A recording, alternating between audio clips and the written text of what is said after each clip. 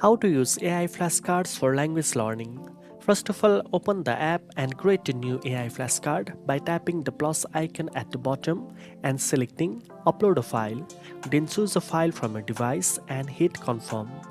The AI summarizer will open automatically. Give your flashcard a title and select Flashcards. Below this, you will see the language section. Select this option and it will display a list of all supported languages by the app. Choose the language you want to learn, then select your preferred language from the list and hit continue.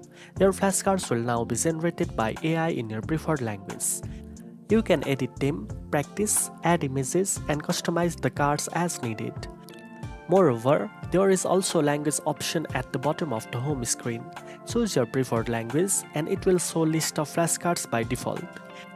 Tap on any flashcard and you can study it to learn new words and phrases efficiently in new language.